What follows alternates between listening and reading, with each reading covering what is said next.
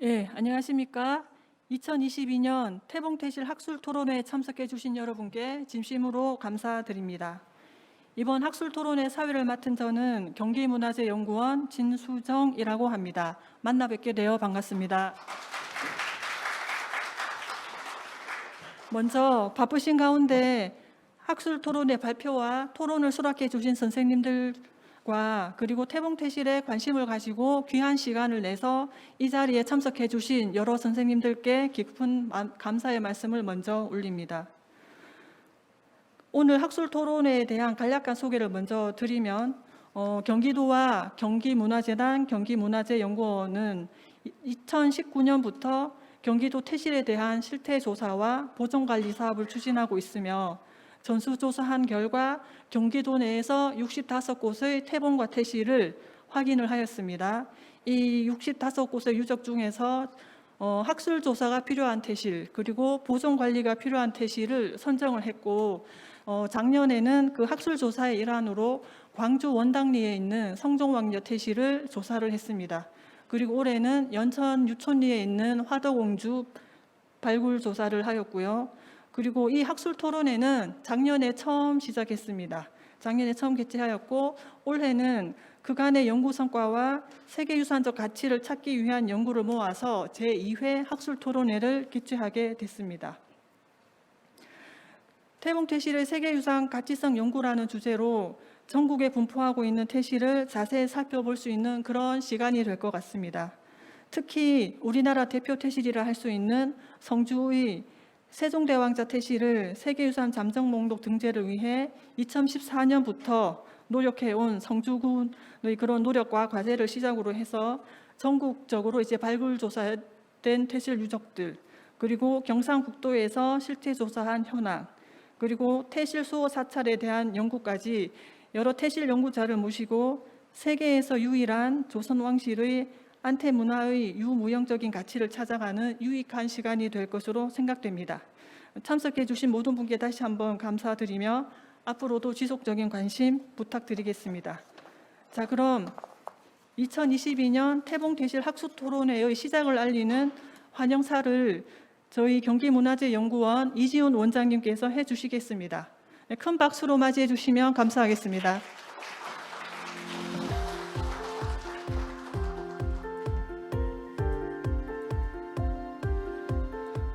네, 안녕하십니까. 경기문화재연구원장 이지훈입니다. 다시 인사드리겠습니다.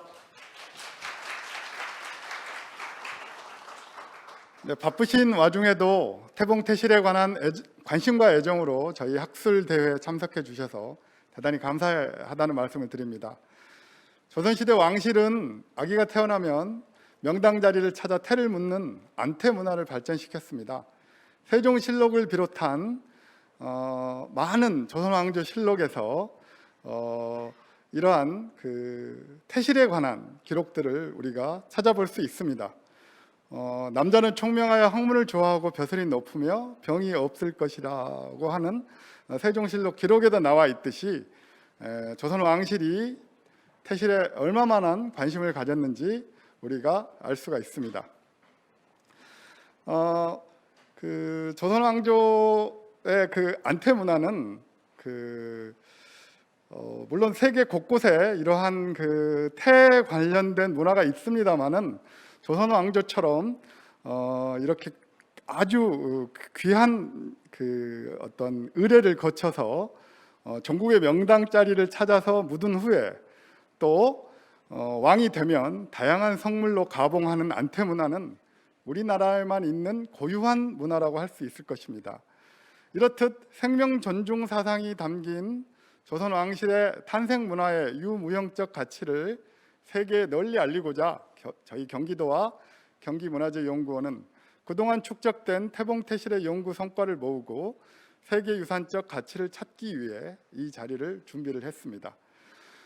바쁘신 와중에도 이번 학술대회 발표와 토론을 기꺼이 수락해 주신 여러 선생님들께 감사드리며 우리 연구원이 태봉태실의 조사와 연구에 전념할 수 있도록 여건과 예산을 지원해 주신 경기도에도 감사의 말씀을 드립니다. 아무쪼록 오늘 학술대회를 통해 우리나라의 유일하면서도 소중한 태봉태실의 가치와 의미가 널리 전파되기를 기대합니다. 고맙습니다.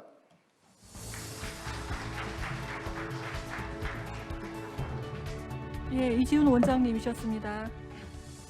다음은 경기도 홍성덕 문화유산 과장님께서 축사를 해주시겠습니다. 예, 큰 박수로 맞이해 주시기 바랍니다.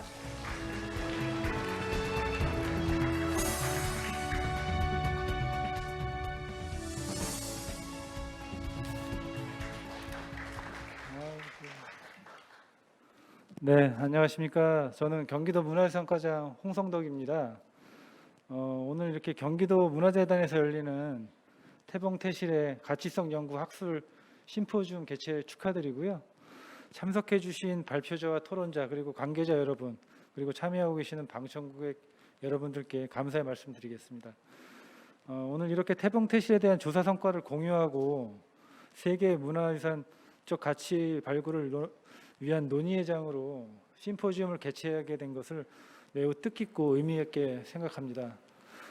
태봉태실은 중요한 조선왕실의 유산으로 죽음의 공간인 그 조선 왕릉과 더불어서 생명의 공간으로서의 중요한 의미를 지니고 있다고 생각합니다. 그렇지만 그동안 조명을 많이 받지 못한 그런 아쉬움이 있고요. 다만 이제 오늘 이 자리에서 세종 대왕자 태실의 그 세계 유산 등재를 위해서 노력하고 계시는 성주군의 경험과 노력을 공유하고 경기도와 경상북도의 태실 유적의 연구 성과를 나누고 그다음에 또한 태실의 보존을 위한 수호 사찰의 의미도 살펴봄으로써 연구 대상과 내용을 더 넓게 확장하게 되기를 기대합니다. 경기도는 경기도 문화재연구원과 함께 2019년부터 지속적으로 도내 태봉태실에 대한 관심을 기울여왔습니다. 그래서 2021년도에는 경기도의 태봉태실 보고서를 발간했고요. 광주 원당리 태실 발굴을 통해서 아기 태실 3개가 나란히 조성된 최초 사례를 확인하는 성과도 가져오기도 했습니다. 올해에도 경기도는 태봉태실 조사 사업을 추진하고 있고요. 이에 따라서 경기 북부에 연천 유청리 태실 발굴을 완료하였습니다. 앞으로도 태실을 알리기 위한 노력을 계속해 나갈 예정입니다.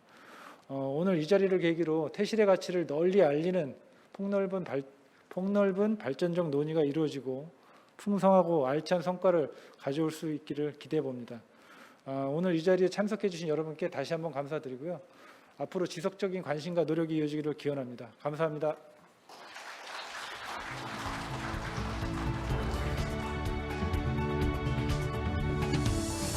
예, 이제 본격적인 이제 주제 발표가 들어갈 텐데요. 그 전에 저희 3층 로비에 보시면은 태양아리가 전시되어 있습니다. 저기 고향 서삼릉 태실 연구소에 있는 그 김덕환 소장님께서 태조와 태종 그리고 세종, 세조, 정조의 그 내외 태양아리를 복제품을 이제 직접 개인이 만드셔서 지금 전시하고 있으니까 바깥쪽도 로비도 한번 둘러봐 주시면 좋을 것 같고요. 좀 죄송하지만 저희가 단체 사진 촬영을 먼저 좀 진행하고 나서 주제 발표를 진행하도록 하겠습니다. 예, 그럼 저기 이제 원장님과 과장님 그리고 오늘 발표하실 분들은 잠시 좀 단상에 나오셔서 사진을 먼저 촬영하고 진행하겠습니다. 죄송합니다. 예.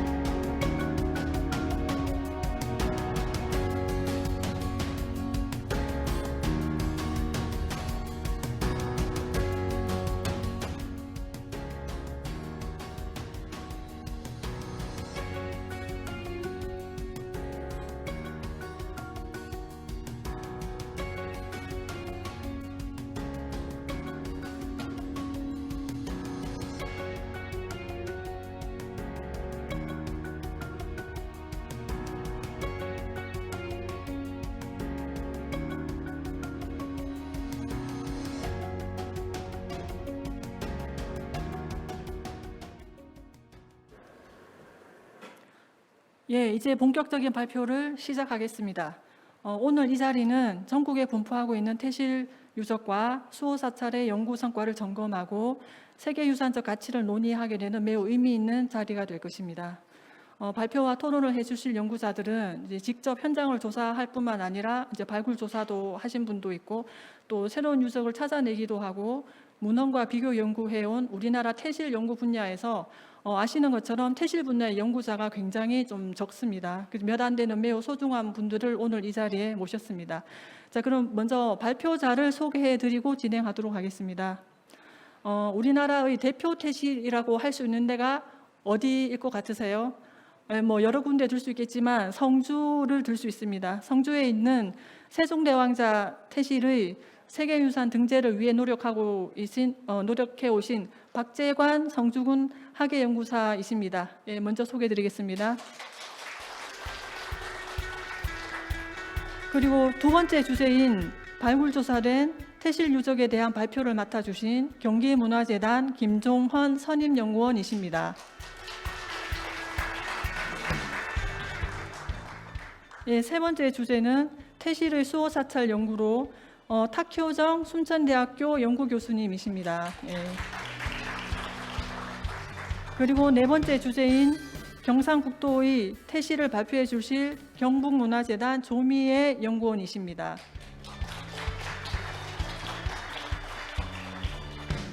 다음은 이제 모든 발제가 있은 후 토론 세션에 대한 소개를 드리겠는데요. 지금 도착하신 분만 소개 먼저 올리겠습니다. 다음 문화재연구원 강재현 조사과장님이십니다. 네, 그리고 한국학중앙연구원 정혜은 책임연구원이십니다. 네. 끝으로 대구광역시 북구청 최한태 학예연구사이십니다.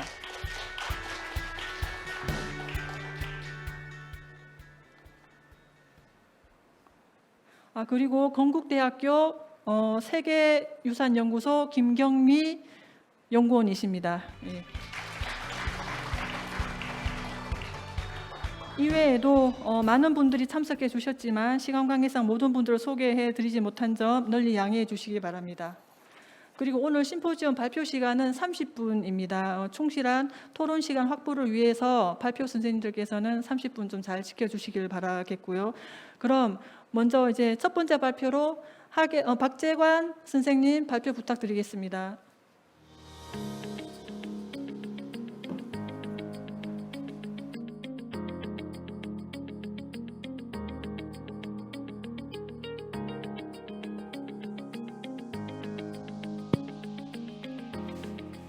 예, 방금 소개받은 성주군청 경북 성주군청에 없는 박재관입니다. 반갑습니다.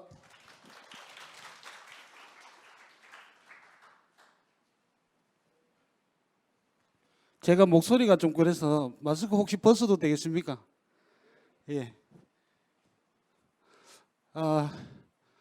제가 아까 우리 사회자님 소개해 주셨습니다. 저희 성주군이 2014년부터 이렇게 세종대왕자 태실을 가지고 세계유산 등재를 위해서 노력을 해왔습니다만 뭐 여러 가지 우여곡절도 많았고 뭐 했는데 요즘 들어가지고 얼마 전에도 제가 오늘 발표드린 주제하고 거의 같은 주제로 이렇게 한번 말씀드릴 기회가 있어가지고 말씀을 드린 적도 있고 또 여기 지금 경기문화재단에서 작년에도 학술대회에 제가 왔었고 원래도 이렇게 기회를 만드시고 하시는 거 보니까 처음에 2014년도에는 이렇게 저희 성주만 관심을 가지고 하던 부분들이 이렇게 관심의 영역들이 넓어져서 이렇게 또 이런 기회들을 갖게 된 것은 좀 전진하는 것 같은 발전하는 것 같아서 너무 기쁘고 좋습니다. 특히 오늘 이렇게 발표할 수 있는 기회를 주셔서 더욱더 감사드립니다. 제가 오늘 말씀드린 주제가 성주 세종대왕자 태실의 잠정 목록 등재 추진 과정과 과제인데 이거는 사실은 제 다음에 세 분은 아무래도 전문적인 농고들이고 저 같은 경우는 아마 이제 전문적인 농고라기보다는 그러니까 2014년부터 해왔던 어떤 그 추진 경험이라든가 또는 거기서 나타난 문제점이라든가 아니면은 앞으로 어떻게 해 갔으면 좋겠다 이런 말씀을 해달라는 어떤 그런 어떤 주제인 것 같습니다. 그래서 오히려 뭐 전문적인 어떤 그런 부분보다는 저희들이 쭉 이렇게 2014년부터 해왔던 내용들을 가지고 말씀드리도록 하겠습니다.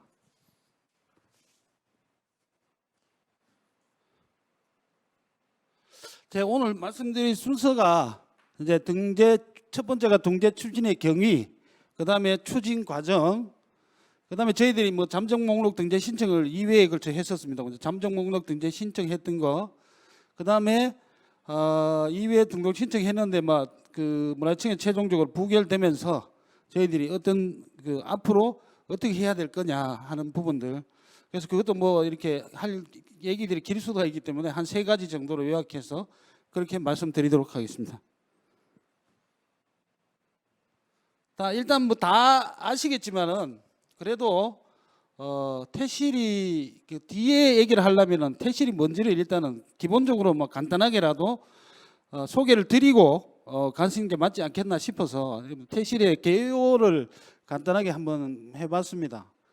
그래서 퇴실의 정의는 앞에도 여러 말이 나왔습니다만은 왕실에서 왕자녀가 태어났을 때 뱃속에서 함께 배출된 탯줄을 항아리에 담아 이를 주관하는 기관에서 길지로 선정된 곳에 일정한 의식과 절차를 거쳐 성물을 갖춰 봉안한 곳이 퇴실이죠. 예.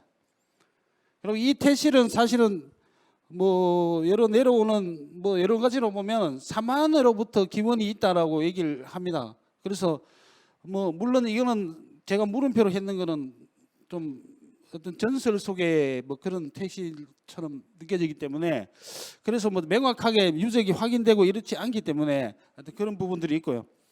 그 다음에 이 왕실에서 이 퇴실 제도가 생긴 거는 고려 시대부터 이렇게 퇴실 제도가 생겼습니다. 그래서 고려 시대의 왕실에 주로 왕이 퇴실을 하고 하다가 조선 시대에 와서 퇴실이라는 제도가 정착이 되게 됩니다. 그래서 뭐 어떻게 보면 조선 시대의 이전의 퇴실들은 그 문헌 사료나 고고 자료가 부족해서 연구 성과가 미흡한 그런 상황이고 실제 우리가 이제 퇴실이라고 할 때는 아마 조선 시대 퇴실을 그걸로 보시는 게 맞을 것 같습니다.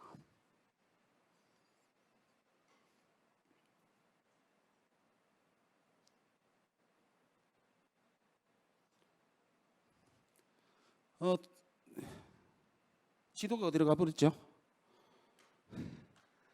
원래 우리나라 지도에 이렇게 표시가 되어 있는데 파일이 지금 몹시 당황스럽습니다. 근데 이 퇴실이 말이죠. 주로 지금 아까 여기 발굴조사 나왔는데 경기도의 퇴실 부분도 있습니다만 주로 이제 그 하삼도, 충청도, 경상도, 전라도에 많이 있고 경기도에도 많이 분포를 하고 있습니다. 퇴실이. 그래서 지금 전국적으로 조선 시대 퇴실이 한 143군데 정도 지금 조사되는 곳이 143군데 정도 되고요.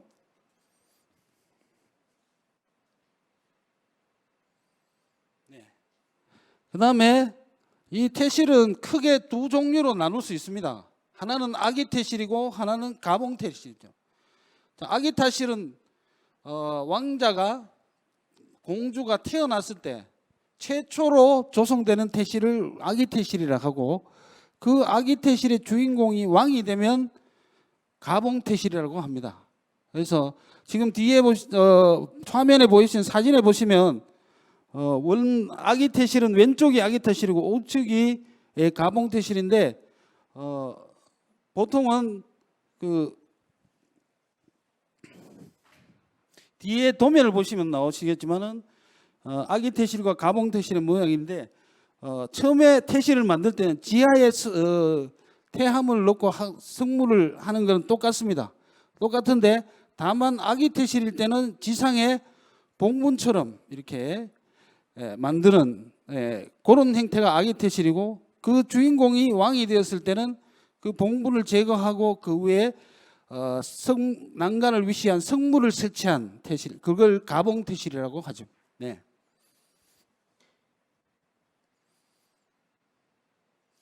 그래서 그러한 지금 태실 중에 저는 이렇게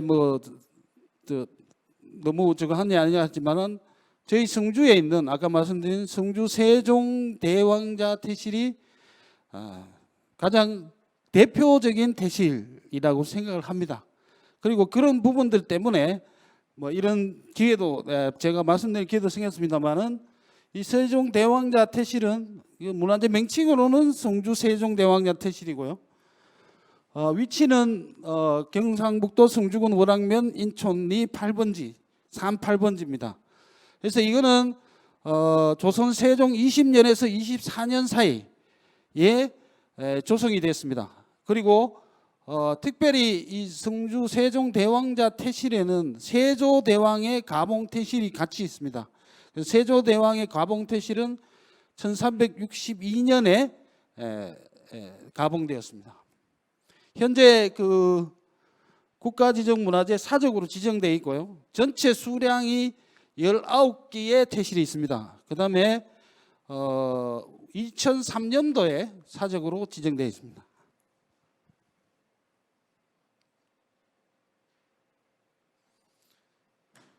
그래서 우리 세종대왕자 태실이 이렇게 2003년도에 사적으로 지정되고 하면서 우리 군 내에서 이 여러 가지 얘기들이 있었는데 이 세종대왕자 태실을 세계유산으로 등재를 추진하게 된 계기가 첫 번째가 성주 세종대왕자 태실의 독특한 특성과 성격이 있다. 그러니까 가장 대표적인 태실이라는 그런 특성과 성격들. 그다음에 두 번째는 주변 정비들이 이제 어느 정도 이루어져 있었다 하는 그런 부분도 있고요. 그다음에 저희 군에서 이 태실과 관련한 생명문화 축제, 이 태실에 깃들어 있는 생명문화 사상을 축제로 승화시켜서 이 축제를 매년 개최를 하고 있습니다. 그래서 그러한 축제들에 대한 적극적인 홍보가 되면서 어떻게 보면은 지역적인 부분인데 이 지역 주민들하고 또 저희 성주 출신의 출향하신 분들이 이 세계유산이 될 수 있는 문화유산이 아니냐. 이래서 등재 요구들이 이렇게 많이 이렇게 저희 군수님하고 이렇게 많이 제기가 됐어요. 그래서 어떻게 보면 등 떠밀렸다고 합니까? 그런 부분이 없잖아 있습니다. 그래서 세계유산의 등재를 추진하게 됐습니다.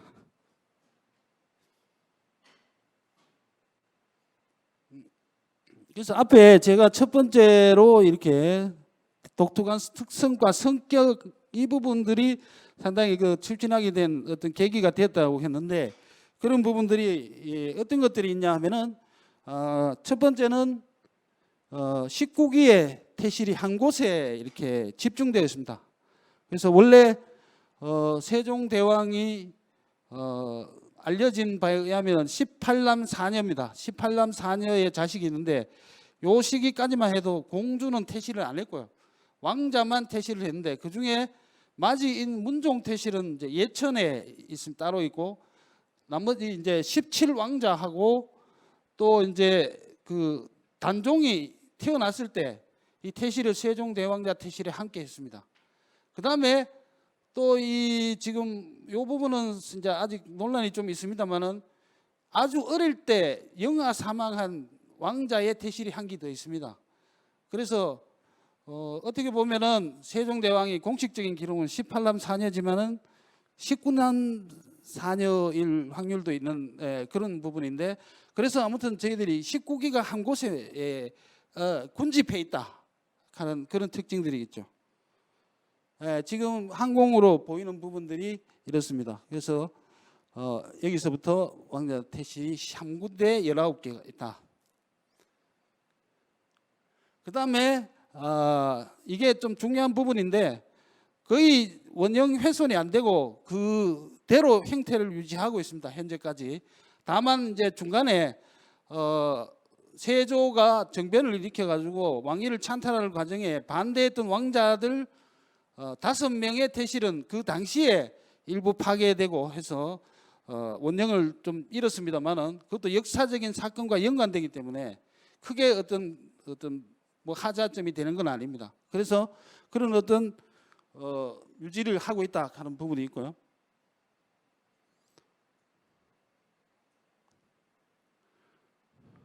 네, 이게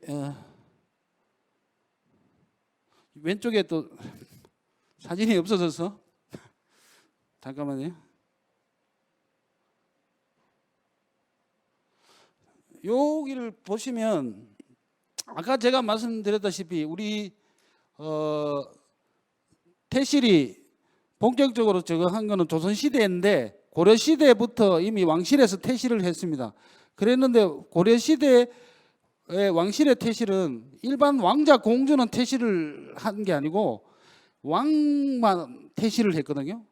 그러면 뭐냐면은 애기 태실이 필요가 없습니다. 바로 가봉 태실만 있으면 되니까 성물을 지상에 봉군 형태가 아니고 성물 형태를 하고 난간을 두르고 하는 형태가 고려 시대에 있었는데 조선 시대에 들어와서 이제 왕만 하는 것이 아니고 왕자 공주로 그 태실 조성의 범위가 확대가 됩니다. 확대될 때 뭐냐면은 요 세종대왕자 태실은 이 성물이 뭐냐면은 이 가봉 태실의 성물이 들어오게 됩니다. 그래서 봉군처럼 하는 게 아니고 고려 시대에 어떤 그것이 넘어오면서 과도기적으로 이 지상 성물이 갖추어지게 된 거죠. 그러니까 일반 후대의 왕자 공주 태실에는 지상 성물이 없습니다. 그래서 그런 어떤 과도기적 형태를 띠고 있다 하는 부분도 있고요. 그다음에 기타 이 세종대왕자 태실에 아마 태실을 답사를 가보신 분은 다 아시겠지만은 태실의 어떤 전형적인 입지 조건이 이런 형태들입니다. 주변에 산이 있고 중간에 봉긋한 봉우리가 있고 그 정상에 태실을 조성합니다. 그래서 그것이 보통 기본적인 입지인데 세종대왕자 태실이 아마 전형적으로 아마 그 입지를 가지고 있다 하는 부분이 있고요. 그 다음에 아까 앞에 말씀드린 거하고 연계되어 있습니다. 그래서 여기 지금 사진이 없어서 좀 앞에 사진을 참고하셔서 중앙 태석이 있다 하는 거, 그 부분이 있습니다. 그 다음에 앞에 이 식을 시작하기 전에 아마 이제 경기도에서 발굴조사했던 그 태실들의 석함들이 많이 나왔는데 거기 보면 원형인데 우리 세종대왕자 태실의 석함은 사각으로 되어 있습니다. 그래서 좀 더 다른 어떤 그런 형태들을 띠고 있다 하는 차이가 있고요. 그 다음에 이 보통 우리가 그 발굴되는 태항아리들은 내항아리와 외항아리로 구분이 되어 있습니다. 그래서 내항아리에 태를 넣고 그 안에 넣어서 태실을 조성하는데 우리 세종대왕자 태실에는 태항아리가 이런 형태로 되어 있습니다. 대접이 있고 호가 있고 개가 있는 형태가 됩니다. 그래서 이 부분에 저 국립고궁박물관에 세조 태실이 이 태항아리들이 이런 모습들이 되어 있습니다. 그래서 이런 어떤 특별한 어떤 차이들.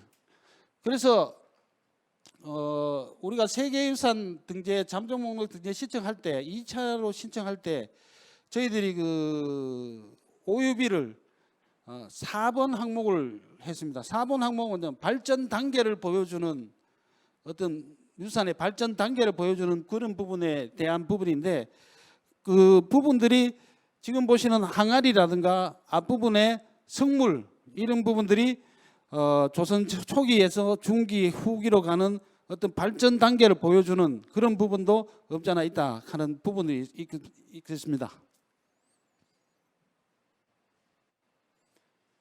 그 다음에 아까 저희들이 말씀드렸지 않습니까? 이 세종대왕자의 특징이 있고 저희들이 이 세종대왕자 태실로 해서 이 축제 자체를 생명문화축제라 그래서 생명사상을 포함한 축제를 지금까지 계속 개최를 하고 있습니다. 원래는 저희들이 참외축제라 그래서 성죽하면 잘 아시겠지만 참외가 주 상품입니다만 참외축제를 하다가 이 세종대왕자 태실을 가지고 우리 지역만의 독특한 어떤 축제로 우리 지역을 홍보하는 그런 부분에서 생명문화축제로 이렇게 축제의 방향을 바꿨습니다.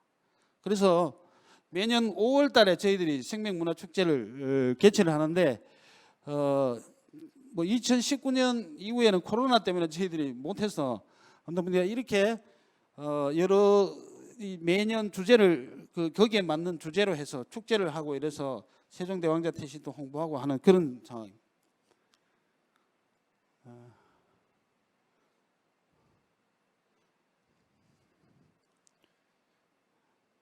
아무튼 죄송합니다. 이게 제가 제대로 만들어놨지 싶은데 화면이 좀 그렇네요.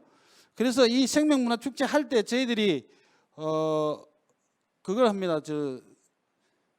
태를 봉안하는 행차를 재현하는 행사를 같이 가고 있습니다. 그래서 어떻게 보면 이게 무형문화재적인 부분들이 있는데 지금 이제 교태전만 나오는데 경복궁 안에서 태를 세척해서 봉출하는 지역으로 봉출하는 행렬을 하고요. 이렇게 우리가 저희들이 지금 광화문 앞으로 나오고 있는 모습들이 나오고 있습니다. 그다음에 지역에 와서는 또 지역에 와서 태를 봉안하는 행차하는 부분들을 그래서 우리 축제 프로그램 안에 넣어가지고 이 부분들을 진행했습니다. 그래서 이렇게 하다 보니까 이게 좀 세종대왕자 태실이 세계유산적 가치가 있는 게 아니냐, 세계유산에 등재해야 된다 하는 어떤 이 떠밀림이 있어서 그래서 이렇게 2013년부터 이미 하기로 결정을 하고 2014년부터 저희들이 세계유산 등재를 추진해 왔습니다. 현재까지 추진하고 있습니다. 그래서 2014년에 가치규명 그 부분을 외부 용역기관에 의뢰를 해서 시행을 했고요. 또 2015년에는 이 세계유산으로 가기 위해서는 이 유산을 어떻게 제대로 보존관리할 것인가에 대한 계획들이 받침이 돼야 됩니다. 그래서 그 보존관리 계획도 수립했고 그 다음에 2014년에서 17년 사이에 이 태실에 대한 학문적 그 연구들이 부족하기 때문에 저희 군에서 5번에 걸쳐서 학술 대회도 하고 또 그 학술 대회의 결과물을 가지고 책을 발간하기도 했습니다. 또 거기에 맞도 또 자료집도 보시면은 저희 군에서 학술 대회와 그 결과물을 가지고 책자를 발간하고 또 이렇게 그 자료집들을 가능했는 것들이 되겠습니다. 그래서 했고요. 또 2018년에는 우리가 이 세종대왕자 태실 지역민들이 의지를 가지고 있다는 것들을 나타내기 위한 서명운동도 전개하기도 했습니다. 그 다음에 2018년에 그래서 2014년부터 17년까지의 저희들이 했던 노력물들을 쌓아가지고 2018년에 저희들이 잠정 목록에 등재 신청을 1차에 했었고요. 그 다음에 2019년에 다시 잠정 목록 등재 신청을 했습니다. 2차에 걸쳐서 1차하고 2차에 각각 그 몇 가지 이유들이 있습니다만 뒤에 말씀드리겠습니다만은 저희들이 잠정 목록 등재에 부결되면서 이제 실패를 하게 된 그런 과정을 밟았습니다. 그래서 저희들이 지금은 사실은 2회에 걸쳐서 이 잠정 목록 등재 신청을 했는데 하니까 이 부결이 됐는데 여기 보면 있습니다. 정태 문화의 문화적 전통을 입증하는 유산으로 가치는 인정되고 또 하지만은 유일하거나 독보적이나 특출한 그 증거인지에 대한 입증이 안 됐다. 또 탁월한 보편적 가치를 드러내기 위한 구성 요소에 대한 역사성이 규명되지 않았다라고 하면서 사실은 밑에 보면 권고 사항이라고 있습니다.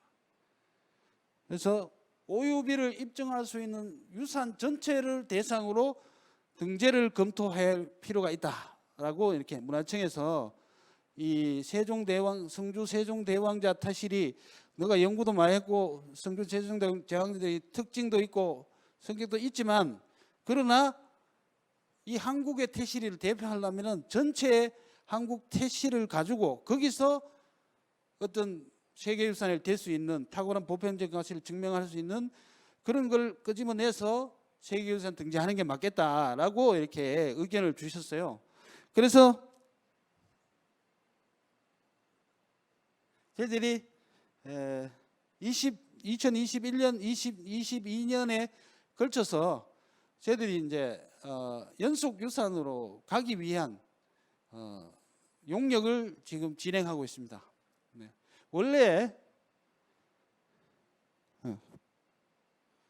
저희들이 그 아까 말씀드린 2014년에 그 이 전문기관에 의뢰해 가지고 이 가치 규명 용역을 할 때 전문기관에서는 이 세 가지 정도의 이 세계유산 등재 방식을 저희들이 이렇게 제안을 했습니다.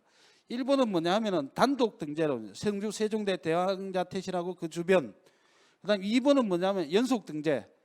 그러니까 이 한국의 태실 전체를 놓고 거기서 어떤 태실을 해가지고 등재하는 거. 그다음 3만은 뭐냐면 확장 등재입니다. 뭐냐면은 조선 왕릉에다가 이 세종대왕자 태실 같은 태실을 같이 하는 어떤 그런 방식들을 제안을 해왔습니다. 세 가지 방식들을 제안을 해왔는데 시간이 흐르고 지금에 와서 우리가 또 여러 가지 노력을 했지만서도 어떤 잠정 목록도 부결되고 하는 이 과정에서 봤을 때는 저희들이 2014년에 이 안을 선택했으면은 또 일의 방향이 달라졌겠지만 어떻게 됐든 간에 어떻게 보면은 뭐 지역적인 뭐 이기주의적인 그런 부분도 좀 없잖아 있죠. 우리 성주 세종대왕자 태실이 아주 특별한 유물인데 유산인데 이걸로 단독으로 가도 안 되느냐. 그래서 저희들이 이게 선택을 단독 유산으로 결정을 했었어요. 그래서 거의 한 이제 뭐 6, 7년 이렇게 해왔는데 그래서 이제 작년부터 이렇게 어떻게 보면은 뭐 비싼 대가를 치렀다 해야 됩니까? 한 7년 정도 이렇게 단독 등재를 위해서 했지만은 결국에는 뭐냐면은 연속 등재를 하는 게 맞지 않겠느냐 하는 그런 부분들로 해서 저희들이 지금 용역을 진행 중에 있습니다.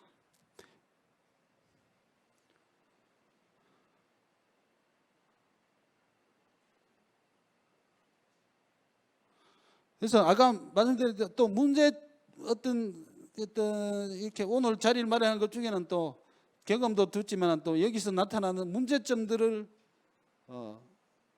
또 성찰하자 이런 목적도 있다. 그래서 아마 본 글에는 없습니다만은 한번 제가 이렇게 2014년부터 해오면서 느꼈던 몇 가지 있던 그 추진 과정에서의 어떤 문제점들이 더듬는데 앞으로 이제 진행하면서 이 부분들이 아마 개선돼야 하지 않겠나 이렇게 보는 부분들이 첫 번째는 말 그대로 세계유산 전문가의 도움이 필요합니다.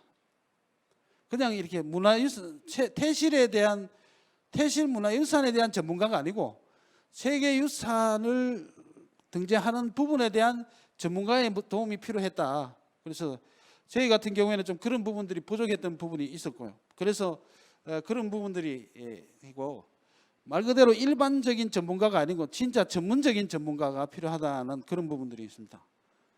그 다음에 이 부분도 좀 없잖아 저거 한 부분인데 우리가 그 태실이 사실은 뒤에도 좀 말씀드리겠습니다만은 이 전문 연구자가 거의 없습니다.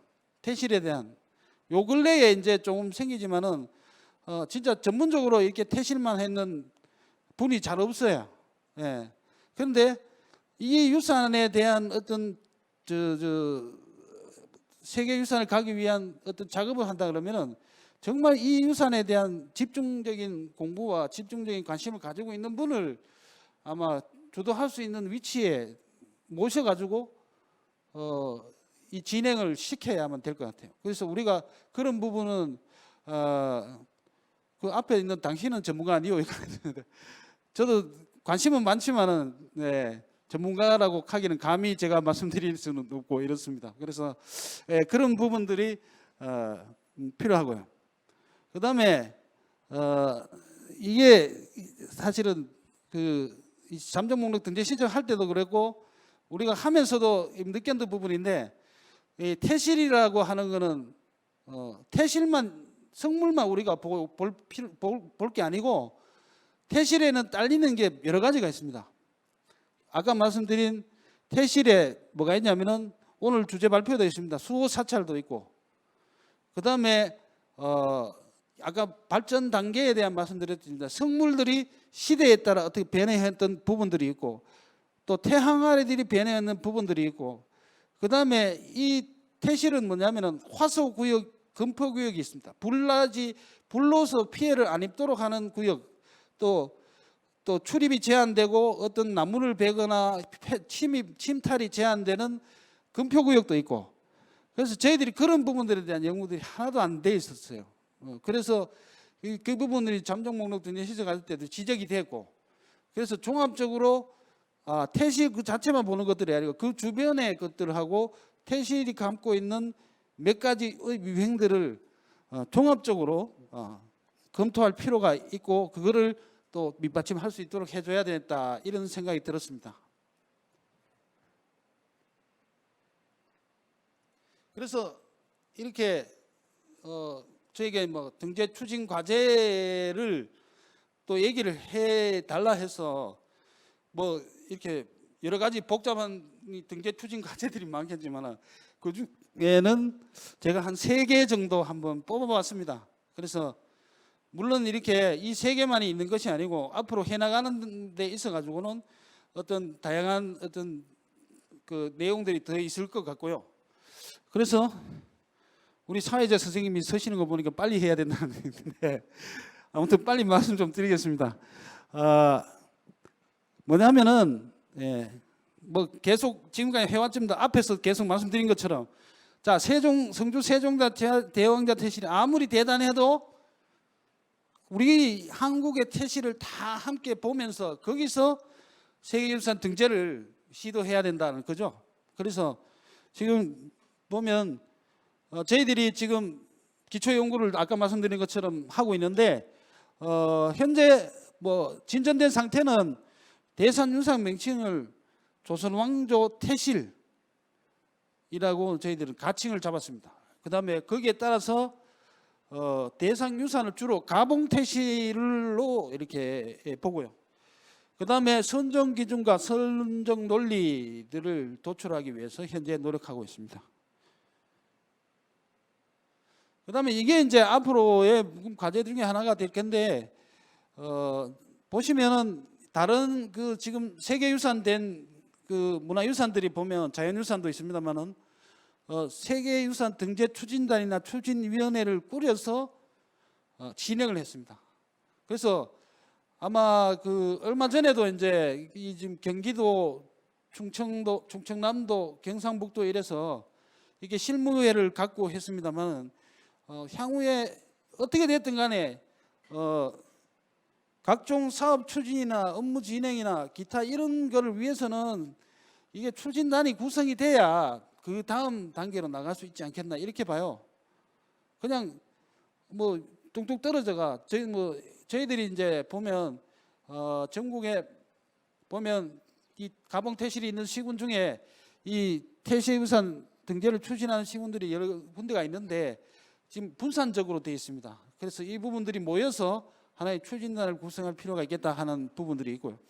그 다음에 저는 요 부분은 꼭 필요하다고 보는데 퇴실에 대한 연구들이 아까 말씀드린 건 전문적인 연구자도 부족하고 연구 성과들이 그렇게 많지 않다고 말씀드렸는데 그 전문적인 연구자들을 많이 만들고 또 그런 연구 성과들을 내기 위해서 아마 그 뭐 추진단이 된다면 그 안에 전문적인 그 연구 지원 센터라든가 이런 것들을 하나 구성해서 했으면 좋겠다는 생각입니다. 그 다음에 세 번째가 이 훼손된 퇴실의 정비인데 조선시대 그 이게 아까 앞에 이제 앞으로 뭐 저희들이 용인될지 안 될지 모르지만 주로 가봉퇴실을 세계유산 등재 대상으로 잡을 수 있다 하는데 그래서 보니까 가봉퇴실을 조사하니까 전국에 28군데가 있습니다. 왕이 조선시대 왕이 27분인데 그 중에 연산군하고 그 다음에 철종, 고종, 그 다음에 효종이 퇴실이 없습니다. 4분이 없어서 그래서 23분은 퇴실이 가봉 퇴실이 있고요. 그 다음에 또 특별히 잘 아시는 세종의 부인인 소나무 심씨하고 세조의 부인인 정의왕후 윤씨하고 그 다음에 연산군의 어머니 패비 윤씨 퇴실이 또 있고요. 그 다음에 추존왕인 사도세자 장조 퇴실이 예천에 있고 그 다음에 추존왕 또 다른 추존왕인 익종 나중에 문조로 바뀝니다. 이분 퇴실이 있고 그래서 총 28군데의 가봉 퇴실이 있는데 그 가봉 퇴실이 이제 글자가 작으시니까 잘 안 보이시지만은 일부 이렇게 요 근래 복원된 거 외에는 다 훼손되고 이렇게 돼 있어요. 그래서 이 부분들이 세계유산을 가기 위해서는 조속히 이 보수 정비라든가 이런 과정을 거쳐야 된다 싶어서 훼손된 퇴실 정비가 필요하다. 그래서 원래 조선 말기까지는 사실은 왕실의 유산이기 때문에 아주 철저히 관리가 됐지만은 일제 강점기에 이 이왕적에서 이 서삼릉으로 강제 이전한 작업 이후에는 다 훼손되고 해서 많이 피해를 입었습니다. 그래서 이 이후에 지자체별로 정비 상태가 아주 상이합니다. 뭐 어떤 데는 예를 들면 얼마 전에 보물 지정된 서산의 명종퇴실이나 영천의 인종퇴실 같은 경우에는 발굴조사하고 복원해놓고 이래서 보물로 지정되기도 하고 이랬지만은 또 뭐 그대로 방치되어 있는 데도 있고 여러 가지 이 부분들이 있어요. 그래서 심지어는 이런 데도 있습니다. 현종이나 순종퇴실이 있던 데는 태봉산 자체가 파괴돼 가지고 뭐 지금 흔적도 안 남아 있는 그런 경우도 있습니다. 그런 안타까운 부분도 있고 해서 아마 그 지속적으로 이제 학술 조사나 이런 그 해서 보건 계획 수립하고 시행한 부분들이 그래서 뭐 경기도에서는 계속 학술 조사를 하시고 있는 그런 부분도 있는데 그런 부분들이 필요할 것 같고 그다음에 또 그게 아니더라도 일단은 유적에 대한 보호책을 강구하는 모습을 보여줄 필요가 있겠다 하는 부분들이 있습니다. 그래서 전번에 들어보니까 우리 그 창경국에 있는 성종퇴실 그 일본에서 그 성종퇴실은 지상성물은 아주 그대로 이렇게 옮겨가는 지상성물이 창경군에 있습니다만은 원 퇴실에 조성했던 초장지에 지금 발굴 조사를 해서 아마 그 이전한다고 들었습니다만은 이런 작업을 통해서 초장지의 원 모양으로 복원하는 작업 이런 부분도 필요하지 않겠나 이렇게 보고 있습니다. 네, 시간이 저거에서 이상 마치겠습니다.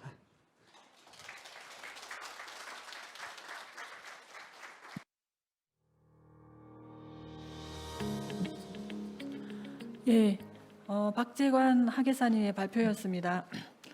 다행스럽게도 저희가 내년에 광주에 있는 성종퇴실을 발굴조사할 계획을 지금 가지고 있습니다. 아마 상반기에 진행될 것 같고요.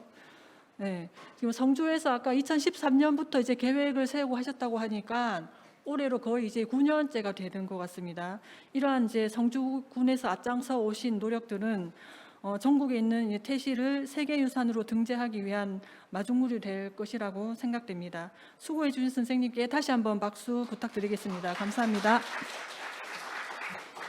네, 다음은 두 번째 주제 발표로 경기문화재단 김종헌 선임연구원께서 발굴조사를 통해 본 태실 유적의 현황과 연구 성과라는 주제로 발표해 주시겠습니다. 네, 김종헌 선생님은 저희 이제 경기도 내에 있는 태실 유적을 2년 전부터 답사를 다 하고 문헌에 나오는 지도나 이런 것들 다 비교해서 경기도 내에 있는 65개의 유적을 확인하셨습니다. 네, 앞으로 올라와 주십시오. 네, 큰 박수 부탁드리겠습니다.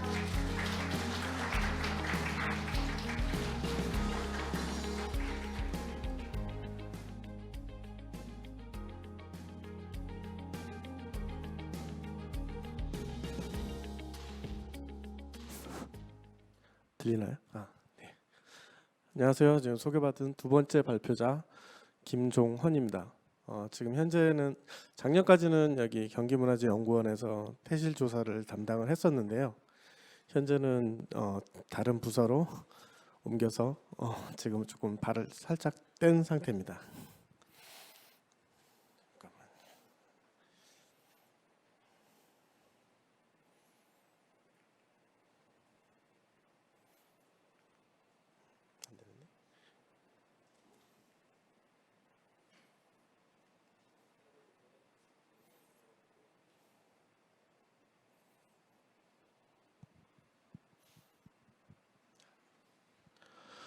제가 발표할 주제는 발굴 조사를 통해 본 태실 유적의 현황과 연구 성과인데요. 사실 제가 태실 공부를 한 게 2020년 이제 막 2년 이제 3년 차 되는 정도밖에 안 됐습니다. 그래서 깊이나 이런 부분에서는 제가 사실은 전문가라고 하기까지는 좀 죄송스럽지만 다만 이제 제가 이제 고고학을 전공을 했었고 그 입장에서 태실 유적들을 한번 정리를 해보려고 이번에 시도를 했었고요. 고고학적인 관점에서의 그런 정립과 더불어서 사실은 그 발굴 조사를 통해서 저희가 만들어내는 보고서는 어떻게 보면 문화 유적에 대한 역설계라고 할 수가 있습니다. 근데 태실 같은 경우는 의궤라는 사료가 남아가 있고요. 그 의궤 자체가 태실 조성 과정을 아주 세세하게 기록을 해놓은 사료입니다. 그래서 어떻게 보면 사료가 원설계의 도면이라고 볼 수 있고 발굴 조사는 그걸 거꾸로 되짚어서 만들어내는 역설계 도면이라고 볼 수도 있을 것 같습니다. 그래서 이 고고학적인 발굴 조사 성과를 그런 의궤를 통해서 다 되짚어 본다면은 지금까지 많지는 않지만 조사됐던 유적들에 대한 고고학적인 발굴 조사 방법도 보완을 할 수 있을 것이다. 그리고 또 많은 유적이 지금 훼손되고 방치돼 있었음에도 불구하고 그 사료와 조사 그 현대적인 고고학적인 조사 방법을 통해서 복원을 해내는 작업을 성과를 낼 수 있겠다라는 생각을 해서 자료를 작성을 했습니다. 잘 안 보일 것 같은데요. 지금 현재 그 태실 조성과 관련된 의궤는 현재 총 18건이 남아 있습니다. 그 18건 중에서 안태 등록을 제외한 13건의 그 가봉 아기시 장태 의궤 그리고 그 가봉과 관련된 의궤 그리고 또 보수와 관련된 수보 의궤 그리고 또 이제 표석을 건립하는 과 관련된 의궤 등 총 13건 3개의 의궤를 이번 조사 연구할 때 좀 대상으로 삼았습니다.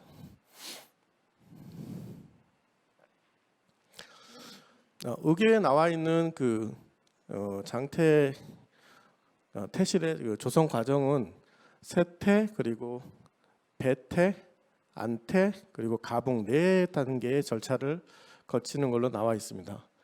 세태는 이제 갓 태어난 아기의 그 태를 씻는 거라고 볼 수 있고 배태는 그 잘 씻어서 항아리에 담은 그 태 항아리를 그 태봉산까지 그 모시는 절차가 되겠습니다. 그리고 안태는 모셔온 태를 태복 태항아리 태함 안에 안치하는 그런 게 되겠고요. 그리고 마지막 가봉은 앞서 발표 박재권 선생님 말씀하셨다시피 왕이 되었을 때 왕으로 즉위했을 때 성물들을 추가해서 그 화려히 치장하는 그런 절차가 되겠습니다. 세태 의식은 호산청 일기라는 그 사료에 자세하게 기록이 되어 있습니다. 그래서 참고로만 좀 봐주시면 될 것 같고요. 고고학적인 관점에서는 세태와 배태 절차는 사실은 확인하기가 어렵습니다. 물론 이제 유물이 남아 있을 경우에는 세태와 관련된 부분들을 좀 확인할 수 있겠지만 이번 연구에서는 저는 조금 너무 건너뛰었습니다. 배태에 대해서는 익종 태실의 원자아기시 장태 의계에도 잘 남아 있습니다. 간단하게 읽어보자면은 액정서에서 기일에 앞서 태양을 설치하고 경복궁 앞이 되겠죠. 안에서 막차를 봉인하였다. 그날 안태사 이하 관원들이 흑단령을 입고 막차 앞에 나아갔다.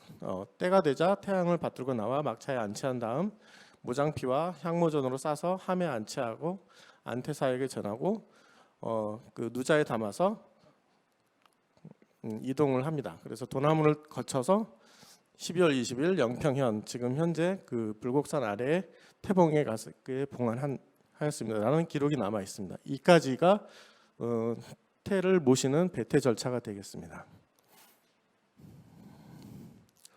안태부터는 좀 기록이 많이 길어집니다. 그래서 좀 부분은 제가 좀 선택을 해서 좀 자료를 만들었고요. 글에는 조금 더 자세하게 나와 있을 겁니다. 글을 참고하시면 될 것 같고 안태 같은 경우는 여기서 고고학적인 해석이 좀 필요한 가미될 수 있는 부분들이 있어서 좀 넣어봤습니다. 이제 12월 21일 안태사 이하 관원들이 흑단령을 입고 막차에 나가 태양을 받들고 나와서 작은 막차에 안치하였습니다. 그리고 모장피와 향모전 질 항아리를 제거하고 그다음에 청양사 세 겹으로 끈으로 묶어서 주사로 이제 빨간색 안료가 되겠습니다. 그걸로 글을 남기고요. 그다음에 감탕으로 이제 항아리 뚜껑의 틈을 메꾸고 그리고 항아리를 좀 다시 또 잘 닦습니다. 그리고 태항아리 석옹 속에 안치하되 봉한 곳이 앞을 향하도록 하였고 청황적 백흑 5가지 색으로 5가지 색의 비단으로 각 방위에 놓고 그리고 또 금편, 은편을 중앙에 놓은 뒤에 그 위에 또 다시 항아리 위에 보자기 들을 좀 덮게 됩니다. 그리고 또 다시 또 주사, 그다음에 우황, 응뇌, 석응황 등을 섞은 가루를 항아리 바깥쪽 내면에 뿌립니다. 그리고 마지막으로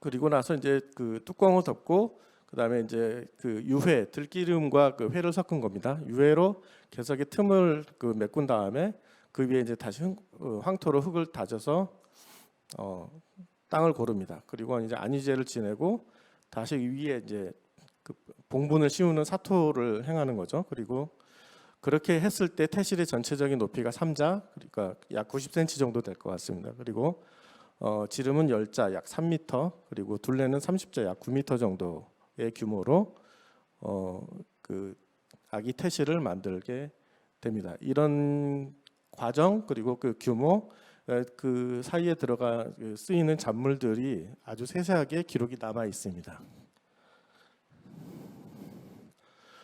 가봉 절차는 이제 왕으로 즉위하고 보통 즉위년부터 한 9년 이내에 많이들 하게 됩니다. 물론 이제 정조 대왕 같은 경우는 본인은 죽을 때까지 자기 그 아기 태실을 가봉을 안 했었는데요. 익종대왕 그 가봉 우계 그 사례를 뭐 참고로 보자면은 영평 지역에 있는 익종대왕 태실의 성난간 그리고 뭐 다른 이제 성물들을 조성해서 배설할 길이를 먼저 정하고요. 그리고 다음에는 태실을 가봉할 때 성물을 빼낼 곳은 그 앞선 그러게 익종 태실의 그 앞선 사례를 본따서 그 참고로 해서 그 절차를 진행을 하게 됩니다. 그리고 이제 가봉 성물에 쓰일 돌들을 어디서 구할지도 명확하게 제시를 해놨습니다. 마지막 세 번째 마지막 줄 보시면은 송동리 큰 냇과 그리고 이제 휴암동에 있는 한 곳, 그다음 오양동에 있는 한 곳, 그래서 세 곳의 후보지를 두고 나머지 이제 또 관리를 보내서 실제 적합한지를 다 판단을 하게 됩니다. 그래서 감역관이 첩보한 얘기를 보면은 영평인에 도착해서 태실에 대해 나아가서 이제 좀 봉심한 뒤에 그 성물을 배설할 상황을 살펴보고 사면의 길이와 너비가 충분하다라는 판단을 내림에 따라서 특별한 그 작업 없이 바로 가봉 성물들을 배설하는 작업을 진행을 하게 됩니다.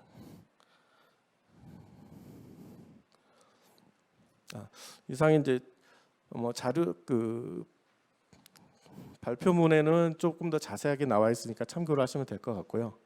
다음은 이제 태실 유적의 발굴 조사 현황들을 좀 정리를 해보고 이거를 많이 보여드리는 게 제 역할일 것 같습니다. 태실 발굴 조사는 총 현재까지 16개의 유적이 발굴 조사됐습니다. 그 중에 아기 태실이 10개소이고요. 그리고 가봉 태실이 6개소입니다. 그리고 울진 월성리 태실과 예산 입침리 태실을 제외하고는 14개소의 그 태실의 주인 태주가 다 확인이 된 상태입니다. 여기서 이제 하나 이제 영조 태실 같은 경우는 직접적인 발굴보다는 현황만 파악하는 시굴로만 돼 있어서 자료에 좀 한계가 있습니다. 보시면은 이제 가봉 태실은 지금 이제 대구하고 그 영천 쪽 그리고 예천에 지금 4개소가 지금 몰려 있는데요. 현재의 발굴 조사 현황은 아주 적은 편입니다. 뭐 순서대로 발굴 조사된 순서대로 좀 살펴보겠습니다. 가장 먼저 발굴 조사가 된 게 1991년 원주에 있는 태장동 정순홍주 태실입니다. 오른쪽 사진을 보시면은 이 태장동 쪽에 이제 택지 개발이 진행되면서 이미 주변이 다 깎여 나간 상태로 긴급하게 조사가 됐습니다. 사실 우리나라 최초의 이제 태실 조사이기 때문에 태실 조사 방법이나 이런 부분들이 정립되지 않은 상태에서 긴급하게 조사되어서 내용에는 좀 많은 한계점을 갖고 있습니다. 도면을 보시면 이제 이 동그란 부분이 이제 이 태실 그 태항아리를 안에 안치하기 위해 팠던 이제 구멍, 이제 토강이라고 저희가 부르는데요. 이 토강이 원형을 띠고 있고 안에 둥그런 이제 석함과 그 개석이 지금 들어가 있는 상태를 보실 수 있습니다. 그리고 이제 지금 사진상에 잘 보이지 않는데 요 위에 있는 흙과 요 아래쪽에 있는 흙이 색깔이 약간 차이가 납니다. 보통 이제 태항아리를 땅에 묻고 그 판 구덩이와 그 태실의 석함 사이 공간을 이제 채우게 되는데요. 그 채우는 흙이 보통 회와 모래 그리고 그 흙을 섞은 그런 산물이라고 합니다. 산물을 해서 많이 채운다고 돼 있지만은 실제 발굴 조사에서는 그런 사례들이 많이 보이지는 않습니다.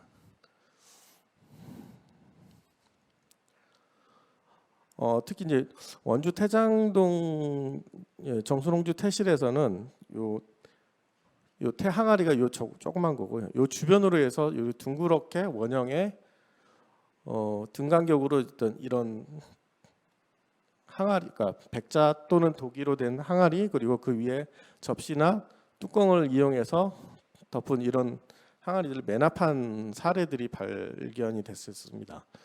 총 지금 15개 가량이 더 확인이 됐었고, 조사 보고서상에서는 이쪽 깎여나간 부분, 이런 부분에서도 그 자기편 그리고 토기편들이 많이 산재해 있었던 걸로 봐서 더 있었을 것으로 추정을 했습니다. 이게 지금 이런 이 태봉 그 정상부에 이렇게 그 토기나 이걸 매납하는 사례가 사실 이 정수롱주 태실 딱 하나 유일합니다, 현재까지. 근데 다만 이게 그 층위상으로는 이제 약간 그 떠 있다 그래야 되겠죠. 땅 바닥에 있는 게 아니라 지표상에 약간 떠 있는 상태로 나온 부분들이 있어서 여기에 대해서는 조금 더 이제 조사자에 대한 연구가 또 좀 필요한 부분이긴 합니다. 다만 이 사례를 통해서 태실을 조사할 때는 조사 범위를 태봉 정상부 전체로 확대를 해서 조사를 해야 될 필요성이 있다라는 그 근거가 될 수가 있겠습니다. 다음은 이제 1994년 청주대학교 박물관에서 발굴한 청주에 있는 산덕리 인성군 태실입니다. 산덕리 태실도 산덕리 태실은 이제 그 땅을 여기는 또 이제 네모나게 방형으로 팠습니다. 이렇게 방형으로 판 사례들 아까 앞에서는 원형으로 팠었는데 좀 그런 형태들은 다르게 나오고요. 태항아리를 보시면은 이제 손잡이 같이 튀어나온 부분들이 있어요. 귀가 나와 있는 귀 반구형이라고 합니다. 이런 형태들이 조선 중기 이후에 많이 만들어지는 그 태항아리의 형태가 되겠고요. 여기도 이미 다 도굴된 상태라 많은 자료들은 많이 확보하지는 못했었습니다. 세 번째 발굴된 거는 1999년 영천 712 인종태실입니다. 인종태실 같은 경우는 이제 가봉태실로서 발굴된 첫 사례였습니다. 특히나 이제 그 전석이나 이런 형태들이 온전하게 남아 있는 상태에서 조사가 이루어졌고 그 안쪽에 그 아기 태실의 그 태함도 그 온전하게 남아 있어서 어떻게 보면은 가봉태실 조사에 대한 그 방향을 제시하고 뭐 표본으로 삼을 수 있는 그런 유적이 되겠습니다. 보시면은 이제 이 팔각으로 된 그 전석을 이제 그 배설을 했고요. 그리고 그 안쪽에 상석 그리고 요 이제 사방석이 놓일 자리는 이제 현재 비어 있는 상태입니다. 그리고 앞쪽에는 그 가봉태실의 그 귀롱대석이 지금 자리를 하고 있고 보시면은 그 귀롱대석 주변으로 이제 돌들을 많이 쌓아놨죠. 이게 지형이 떨어지는 지형이다 보니까 이 하부를 축대 형식으로 좀 쌓아서 기초를 좀 다진 것을 확인할 수가 있습니다. 그리고 이제 보시면은 요 팔각의 그 뾰족한 부분이 이 기록대석과 이제 직선상으로 놓이게 돼 있습니다. 실제로 그 유적들을 복원한 사례들이 이 면을 맞춰놓은 사례들이 많이 있어서 거기에 대해 그게 이제 틀리게 복원됐다라는 걸 제시해주는 한 사례가 되겠습니다. 이 인종태실 같은 경우는 내부는 둥그렇게 토광을 파고 안에 흙을 채워서 태함을 안치했었는데요. 여기는 보면 이제 암갈색 사질 점토 그리고 이제 적갈색 사질 점토 또 이제 갈색 사질 점토 안편이 섞인 것들을 로 채운 것을 층위상으로 확인이 파악할 수가 있었습니다. 다음에 이제 울진 월송리 태실인데 여기는 발굴이 아니고 도로 공사를 하다가 파괴된 유적을 수습 조사를 하게 된 유적입니다. 사실은 이제 이 태실의 원형은 다 파괴가 난 상태라서 알 수가 없었고요. 보시면 이제 이 태함하고 그 개석의 함신과 개석이 이제 밖에 다 나와 있는 상태에서 이제 수습 조사가 진행이 됐는데 좀 특이한 점은 보통의 이제 대부분의 태실의 석함이 그 뚜껑돌 개석의 안쪽을 약간 얕은 감실을 파는데 여기는 감실이 없고 평평한 형태로 그대로 뚜껑도를 올렸습니다. 이런 사례가 하나가 더 있어서 일단 이런 태암의 형태 이런 걸 통해서 심혜정 박사는 약 16세기 정도의 태실로 추정을 하였습니다. 다음은 이제 2008년에 영주 고현동 의소세손 태실입니다. 국립경주문화재연구소에서 긴급 발굴 조사를 했었던 유적이고요. 여기에서는 이제 좀 특이한 점이 이 그 태함의 형태도 약간 좀 다릅니다. 보통은 원형의 감시를 파서 그 안에 태항아리를 안치를 하는데 여기는 좀 다른 형태를 좀 띠고 있고요. 그다음에 보시면은 이런데 그 태함 그 끝 가장자리 이제 회 자국이 그대로 남아 있습니다. 이제 밀봉했던 흔적이 남아 있고요. 그리고 안쪽에 보면은 이제 빨간색 이게 이제 주사 가루가 이제 그대로 남아 있는 겁니다. 의궤에 나와 있던 그 흔적을 그대로 확인할 수 있고 이 면에도 이제 약간 녹색을 띠는 돌의 그 화강암과 다른 색깔을 띠고 있는데 이거는 이제 뇌록이라고 이것도 마찬가지로 의궤의 기록으로 남아 있는 부분입니다. 이것들을 어떻게 사용했는지를 보여주는 거고요. 이런 식으로 이제 뇌록을 먼저 바르고 그다음에 주사를 뿌렸던 그런 흔적도 고스란히 저희가 확인한 사례가 되겠습니다.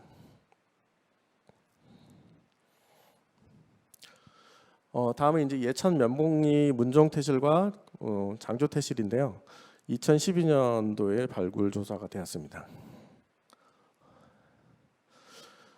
이 문종태실은 사실 이게 태함이 다 사라진 상태였습니다. 도굴당해서 이미 그 유실돼서 이제 태함은 확인할 수가 없었고요. 가봉태실임에도 불구하고 이제 대부분의 그 파괴가 되고 석재들도 이제 대부분 훼손된 상태로 남아 있었습니다. 뭐 이게 잔존한 상태라서 원형을 복원하기는 쉽지는 않다고 판단이 되는 유적입니다. 이 안쪽에는 이제 그 원래 이제 태암이 자리를 했었을 것이고 그 옆에는 이제 켜켜이 이제 판축 형태로 해서 회를 섞은 산물을 이용해서 단단하게 다져서 했던 것들만 확인할 수가 있었습니다. 이제 장조태실하고 문조태실은 이 장조태실 그 태봉도가 있어서 그 뭐 사료적인 가치도 그리고 이제 충분히 볼 수 있고요. 태실비는 그 앞에 그 명봉사 쪽에 그 남아 있습니다. 그다음에 그 아까 앞서 봤었던 이제 문종태실 위쪽 뒤에 있는 장조태실인데요. 장조태실은 그나마 이제 태함이 그대로 남아 있고 그 가봉 성물들은 앞쪽에 좀 구덩이를 파고 이렇게 매몰을 해놓은 흔적을 찾았고 일부 이제 복원이 가능한 정도의 상태로 이 성물들이 확인이 됐습니다. 아까 그 울진 월성리 태실 때 말씀드렸다시피 이 개석 안쪽에 그 얕은 감시를 판다고 했었는데 파지 않은 유일한 두 개의 사례가 이 장조태실이 되겠습니다. 보면은 이제 그 태실 조성을 하기 위해서 이제 원형으로 이제 그 굴광을 했었고 그리고 이제 태함을 안치한 다음에 여기는 또 이제 고운 흙으로 회를 섞은 그 흙을 고운 흙을 채워서 그 태실을 조성했었던 걸 사례를 확인할 수 있었습니다. 그리고 이제 2018년에 이제 대구 영경동 광해군 태실이 다원문화재연구원에서 발굴 조사를 했었는데요. 앞서 이제 인종 태실과 더불어서 가장 그 모범적인 발굴 사례라고 볼 수 있겠습니다. 가봉 태실로 물론 이제 그 성물들은 없어진 상태였었고 물론 이제 광해군은 이제 폐위 이후에 많은 부분이 파괴된 결과로 이제 태실 그 성물들은 다 흩어진 상태입니다. 그 태실 성물들 하부에가 어떤 조직 그 형태로 구성이 되어 있는지를 이 영경동 광해군 태실을 통해서 확인할 수가 있었습니다. 보시면 이제 이거 원형 같이 보이는데 아마 이게 팔각형 형태로 그 보고를 했었습니다. 그게 맞을 것 같고요.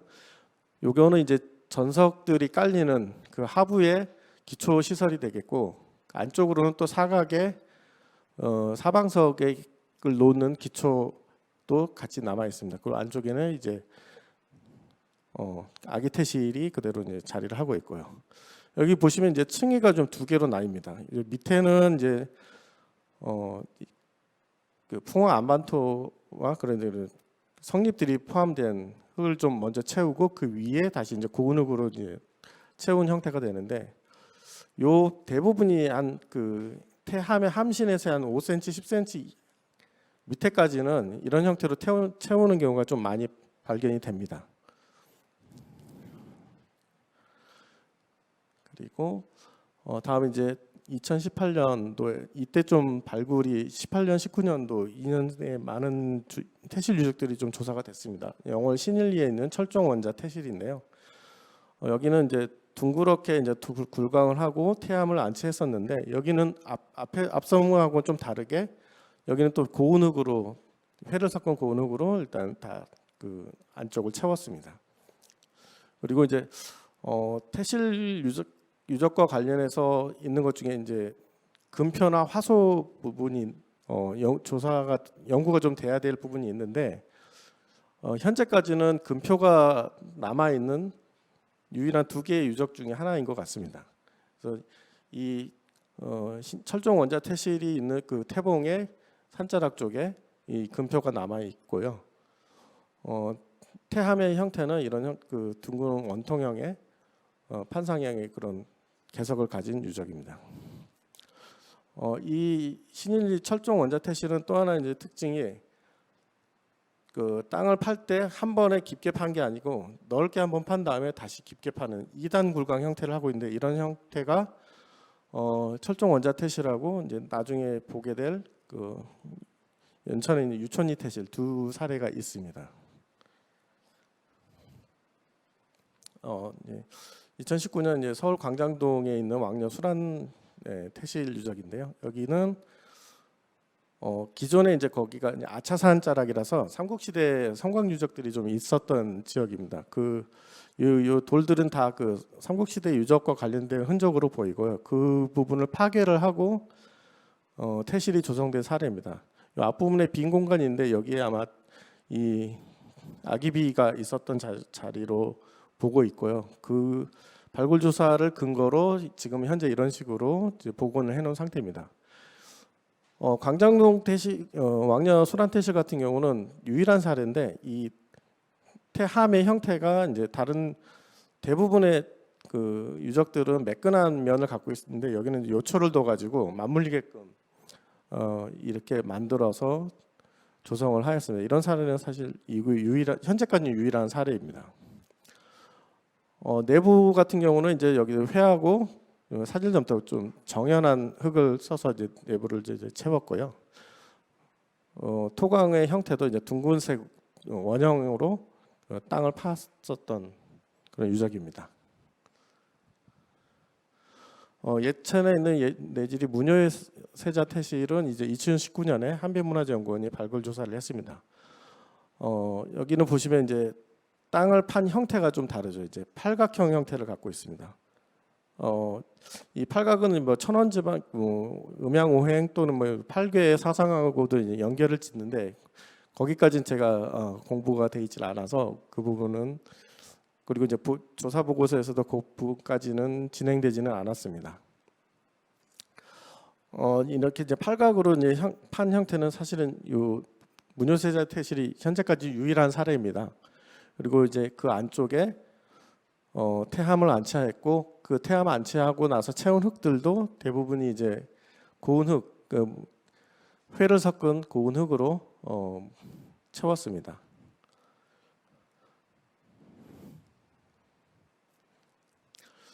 그리고 이제 문효세자 태실에서 그 태실보다 좀 남쪽으로 내려오면 바로 이제 폐비윤씨 태실이 조성돼 있습니다. 제가 요 글을 쓰면서 가장 어려웠었던 유적인데요.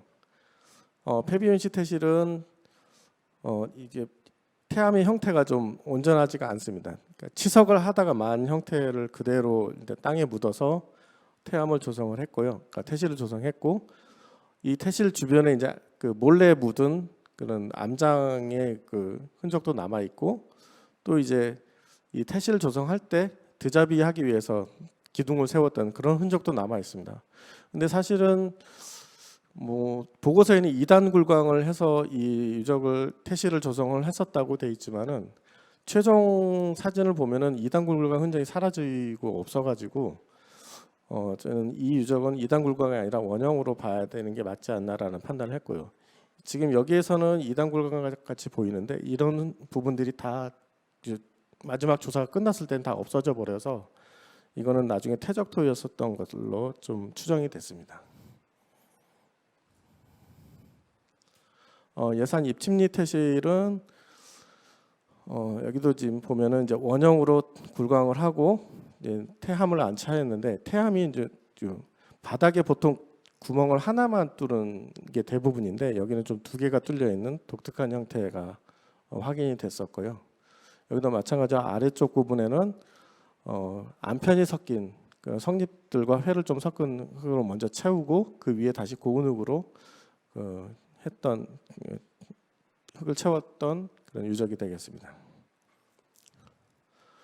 청주 무성리 영조태실은 시굴 조사만 이루어진 유적입니다. 그 산 아래쪽에 지금 복원을 해놨는데 실제 이 성물들, 여기 이제 개첨석이 없지만 실제 성물들이 이 계곡 하부에서 조사를 통해서 다 찾았습니다. 그래서 나중에는 다시 원형을 복원할 수 있는 근거를 좀 갖고 있고요. 요 태실 이제 시굴만 했기 때문에 전체적인 특성을 파악하기는 어렵지만 태실의 그 굴광 형태는 이제 원형으로 파악되는 걸로 보이고 있고, 그 앞쪽에 이 귀롱대석이 자리했었던 흔적도 그 위치를 찾은 걸로 보입니다. 그 정도까지만 현재 조사가 되어 있는 상태입니다. 그리고 이제 작년에 발굴했던 광주 원당리 성종학녀 태실인데요. 여기는 유일하게 지금 3개의 태실을 한 봉우리에 조성한 유일한 사례입니다. 그래서 태실을 각각 1, 2, 3 번호를 매겼었는데요. 태실 1과 2는 그 태실 앞에 그 비석을 세웠던 비자공들이 이제 2개는 확인됐고, 태실 3에서는 이제 이게 교란되면서 사라진 걸로 저희가 보고 있습니다. 태실 1과 2는 그 요 하부를 그 정연한 흙으로 이제 다 메꿨는데요. 태실 3에서는 앞선 봤었던 사례 같이 이제 돌 성립이 섞인 그런 흙으로 채웠었던 흔적들이 이제 발견이 됩니다. 태암의 형태는 좀 참고를 하시면 될 것 같고요. 거의 비슷한 형태를 갖고 있고, 3번째 태암에서는 요 안에 그 녹색을 칠한 안료를 칠한 흔적들이 확인이 됐었습니다. 비석들은 총 2개, 안태비 그 아기비 2개가 확인이 됐고요. 그걸 다 이제 정상부로 올려놨고,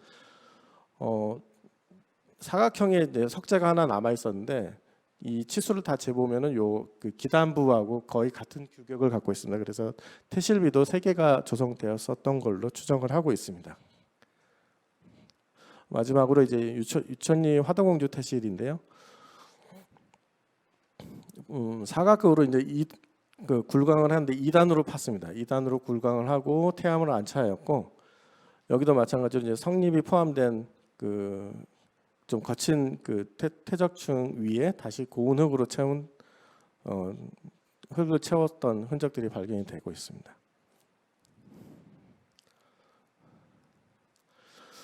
태실의 굴광을 한번 정리를 해봤습니다.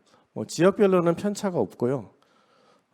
시대 순으로 배열을 해보면 원형으로 굴광을 팠던 게 먼저 나타나고, 그리고 선조 때만 방형의 형태가 좀 3차례가 나타납니다. 그리고 2단 방형, 2단 원형은 조선 후기 이후에 나타나는 형태, 그 팔각형도 마찬가지고 형태로 나타나죠. 그래서 원형이 먼저 조성이 되다가 방형이 나타나고, 그리고 이제 다른 다양한 형태로 확대돼 나가는 모습들을 볼 수가 있었습니다. 그리고 이제 그 의궤에 나와 있는 기록들 중에 태암의 원산지에 대한 기록들이 있었고요. 그걸 실제 현대 지질도를 통해서 검증을 해봤었습니다. 그래서 성동리 익종 태실 같은 경우는 이제 5우리 정도 떨어진 곳에서 그 적합한 냇가에서 이제 화강암을 채취를 했다고 했는데 실제로 딱 2km 정도 거리에 지금 그 포천 화강암이 지금 분포를 하고 있습니다. 그리고 영평 천변이 되겠고요. 그래서 실제 여기에서 성물을 다 채취한 거고 나중에 복원할 때도 이 사례를 그대로 활용할 수 있을 것 같습니다. 그리고 이제 영월에 있는 정조 태실 같은 경우도 제천에 있는 그 문암리 지역이 되겠는데요. 송악면 일대입니다. 그쪽에서 채취한 걸로 돼 있고요. 그 한 20km 정도의 거리를 운반했었던 걸로 보고 있습니다. 실제로 그 의궤 기록을 통해서 의궤 기록과 현재 지질도 분석을 통해서도 원산지 추정이 얼마든지 가능한 정도의 이제 정밀함을 갖고 있다고 볼 수 있겠습니다. 나머지 이제 지금까지 이제 의궤 기록하고 그리고 이제 발굴 조사에서 나왔던 얘기 내용들을 좀 정리를 해서 작년에 이제 심혜정 박사님이 발표했었던 글에 태실 조사 방법, 고고학 조사 방법을 정리를 해놨었는데요. 거기에 저는 이제 조금 더 살을 보태는 형태로 해서 그 글을 마무리했었습니다. 그걸 정리를 해보자면은 이건 좀 시간이 됐나요? 이 부분 조금 이제 전문적인 부분이라 고고학적인 조사 방법론 부분이라서 좀 참고만 해도 될 것 같습니다. 일단 태실지를 전면 제토를 해야 되는 이유가 아까 여러 가지 사례가 있었었는데요. 그 뭐 의뢰형 유물이 이제 있을 수 있고 그리고 다른 민간 장태라든지 또 의궤에만 남아 있는 육면각 또는 팔면각 이런 그 시설에 대한 흔적을 찾기 위해서는 유적 전체에 대한 전면 제토가 필요하고요. 그리고 상부 퇴적층 조사를 통해서 다른 유구의 형태, 유구의 평면 형태 그리고 봉토 흔적, 드자비 주공 이런 사례들을 좀 찾아야 할 필요가 있겠습니다. 내부 퇴적층에서는 퇴적 형태나 퇴적물의 구성 물질이 어떻게 조성되어 있는지 그리고 어떻게 단단하게 다졌는지 정도를 파악을 해야 될 거고요. 태암을 그다음에 이제 태암 조사를 해야 되는데 이때는 안태 유물들의 존재 유무 있는지를 파악하고 그다음에 내부 감실에 안료를 발랐는지 이런 부분들이 좀 놓치기 쉬운 부분이 있습니다. 작은 흔적이라도 찾아야 될 것 같고요. 그리고 이제 강해를 바른 이제 밀봉 흔적 그리고 이제 또 하나 이제 태암의 그 치수를 측정하는데 저희가 대부분의 고고학 보고서에서는 높이와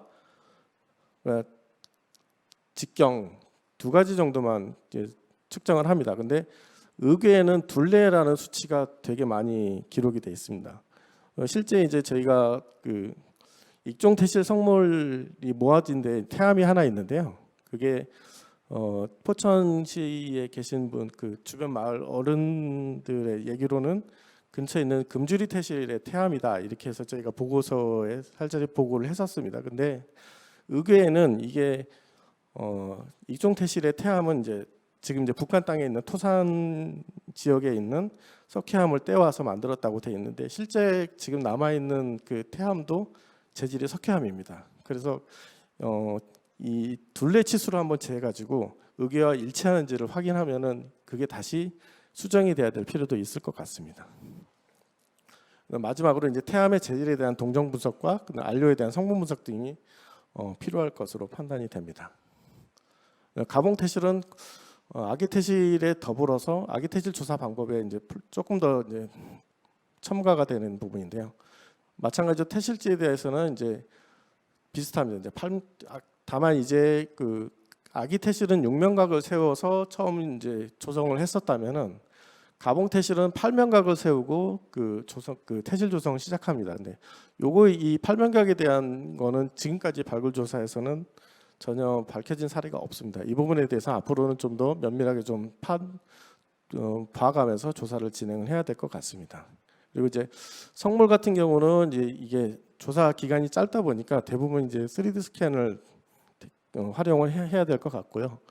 나머지 가봉 성물 하부에서는 이제 전석에 대한 기초 그리고 사방석 기초 적심 구조에 대한 조사가 좀 반드시 이루어져야 되겠고, 기반 토의 퇴적 양상도 유적의 성격에 따라서 그 면적이 넓을 경우는 없을 수도 있지만은 좁은 면적이 좁을 때는 확장하는 과정에서 뭐 그 여러 가지 인위적인 그 흔적들이 남을 수 있습니다. 이런 부분들도 조사가 돼야 될 것 같습니다. 나머지는 참고를 하시면 될 것 같습니다. 이상 발표를 마치겠습니다.